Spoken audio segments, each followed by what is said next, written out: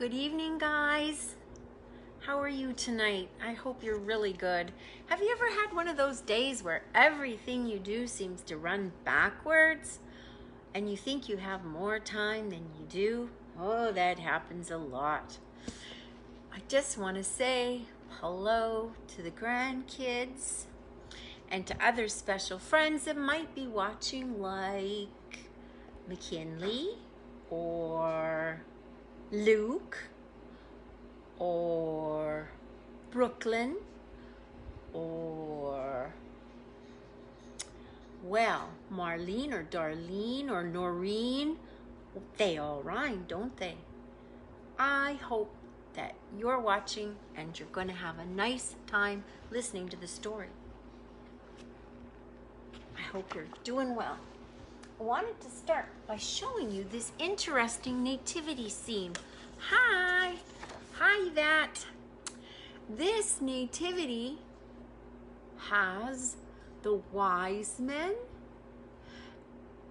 and they are coming later than the shepherds. But everyone always seems to think that they only had camels with them. But do you see something different in this nativity scene? There's some camels. There's a camel there. But what's this? What would you say this was right here? Well, you know, the wise men or kings or knowledgeable men or astronomers or however they would have been titled back in their day, the magi or magi, they may well, because they came from the Middle East, have also used elephants, because elephants travel long distances as well, and they're very loyal. So our nativity scene here with the three kings shows an elephant as an option.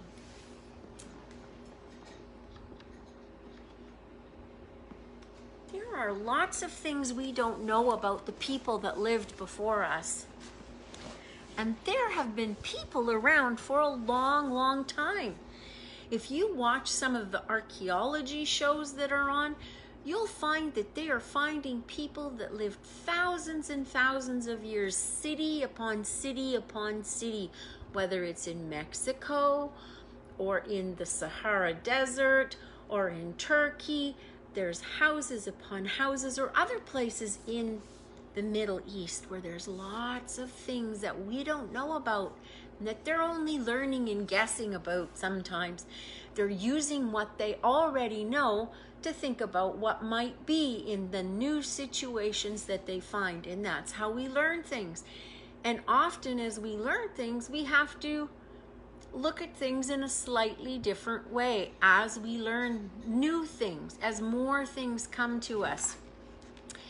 Tonight's story is called, hi Linda, The Elephant in the Christmas Pageant. That would be really unusual, wouldn't it? To find an elephant in your Christmas pageant?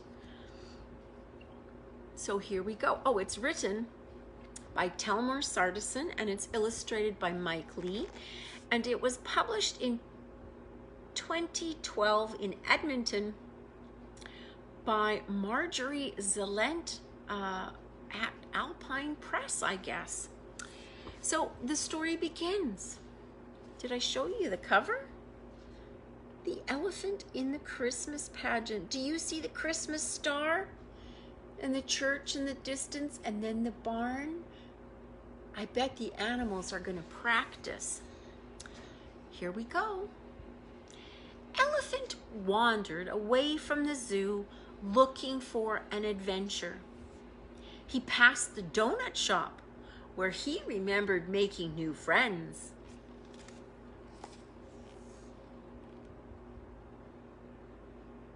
Ah, the friends at the donut shop. Such fun. Hi, Mary. He came to the farm just out of town. Horse looked up. "Oh, what's an elephant doing on the farm?" Cow said, "Moo." They each reached out with a hoof to welcome Elephant. We're awfully high in the air this evening, aren't we? Oh, I'm getting a sore neck. So here's Horse and Cow welcoming Elephant to the farm.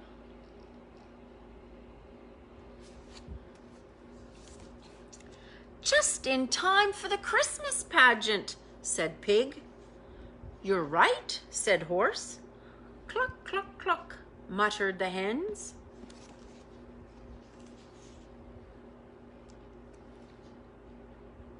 They're all gathering to get ready for the Christmas pageant. Well, "We're going into the barn to practice," said Dog. He lived in the barn with the animals where he kept warm in the winter.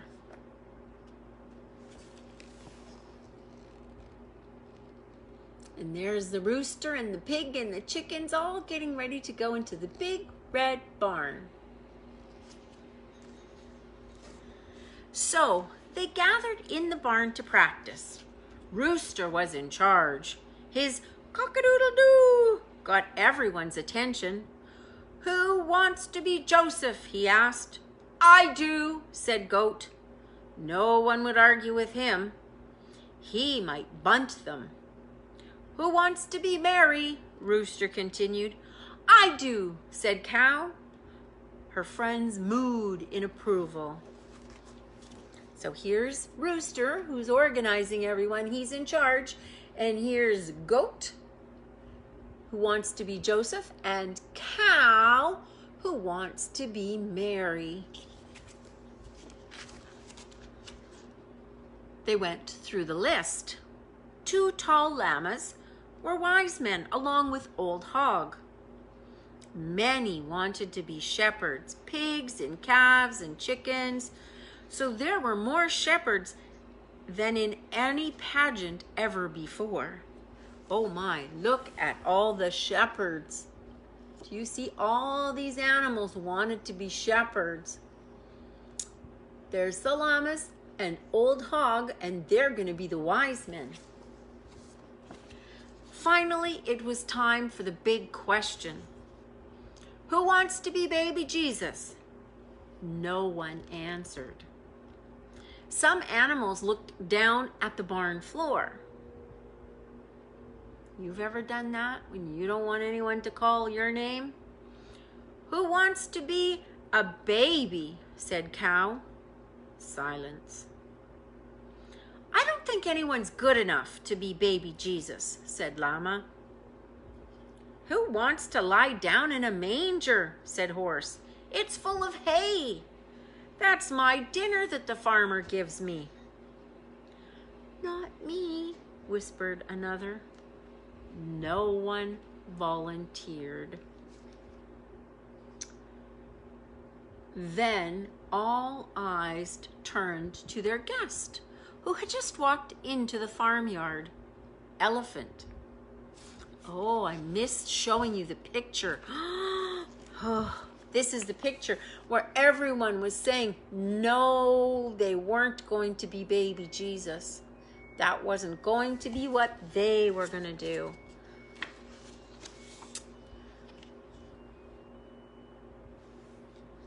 So, back to it. All eyes turned to their guest, the elephant.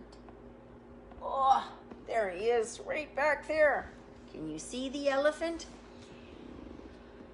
The elephant who had just walked into the farmyard. You be the baby Jesus, all the animals shouted at once. Elephant shook his head in protest. I can't do that, he said. But all the head shaking and trunk waving and protesting changed nothing. He was to be the baby Jesus. The night of the pageant, the barn was cleaned and the stage set up. The manger where the horses fed was big enough to hold baby Jesus, baby elephant. 2 horses helped lift him into the manger. Here he was trying to say no, but the horses pulled, and there they are. Look at them all. They're going to get the elephant guest into the manger bed. My goodness. Goat, who was Joseph, stood in front of the manger. Cow, who was Mary, stood to the side. Everyone in the barn could see not a baby-like creature in the manger, but elephant. His trunk sniffing the air, 2 feet hanging over the edge of the manger, and his eyes half closed. Oh my goodness, have you ever in your entire life thought of such a thing? What a sight to see. Everybody scurried to their places. Everyone in the barn was very quiet. Very, very quiet. The choir of farm animals began to sing, starting with the youngest. They sang, "Away in a manger." It was a strange choir.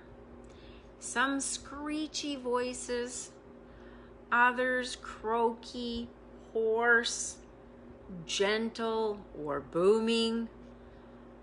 But the sound was a marvel of harmony, like angel voices in the night sky. Different, very different. You see them all singing. I don't know if you've ever heard the sounds that the animals make, but that must have been quite the choir. Even the mouse was singing.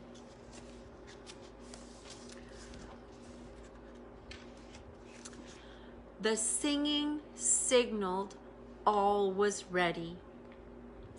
Guests poured into the barn. Shepherds of different shapes and sizes with many varieties of sheep, stately wise men, llamas, and 1 by 1 and 2 by 2, all the other farm animals. So there they came, going into the barn to listen to the pageant. Standing in the doorway was Farmer. He watched and listened in awe and silence. Farmer loved these animals.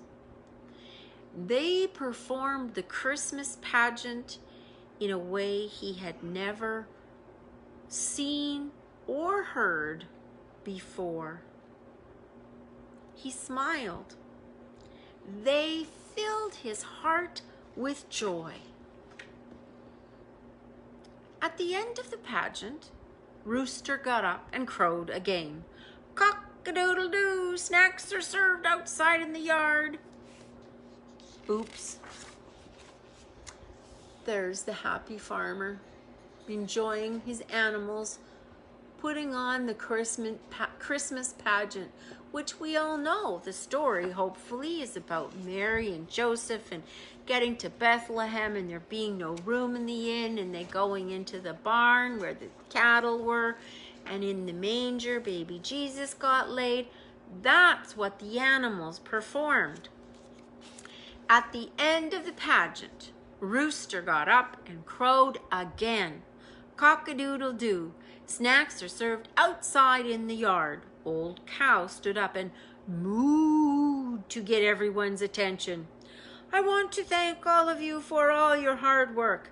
I especially want to thank Elephant for being our baby Jesus. Horse chimed in. You were great.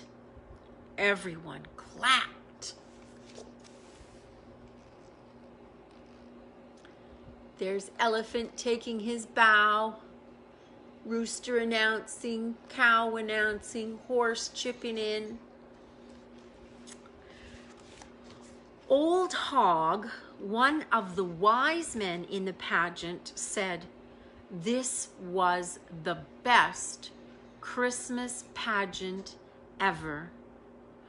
Rooster, in an unusual burst of wisdom, added, "Yes, what made it so special this year was our guest who came from outside of the farm to lie in the manger.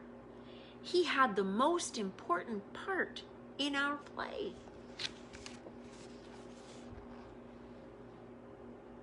See the wise old hog and the rooster?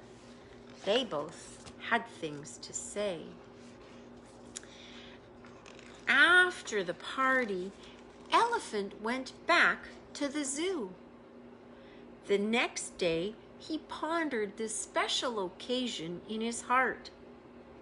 For him, it had been quite an adventure, a very special day. So that was an elephant in the Christmas pageant. Have you ever been in a Christmas pageant? I remember being in Christmas pageants when I was little, and we had towels that the boys would have on their heads with tied extra cloths around so that they could have the long robes. I didn't see any costumes on the animals in the story, but they still managed to tell the Christmas story just the same. And it doesn't matter if it's a little bit different. The idea of the story is still the same. And it doesn't matter if there's somebody new that comes along. They can still be part of the story. As a matter of fact, sometimes they can help make it better, just like Rooster said. So I hope that however you're celebrating your Christmas tomorrow, or the next day if you do Christmas Day, I hope you have a wonderful Christmas. Know I'm thinking of you and I miss you. Grandpa sends his love. And remember, sometimes different is better. And at the very least, different can be okay. 3 kings who weren't from the same background as Jesus came to find him later on after the shepherds. And who knows? Animals used for carrying things were both camels and elephants. So maybe there was an elephant at the very first nativity.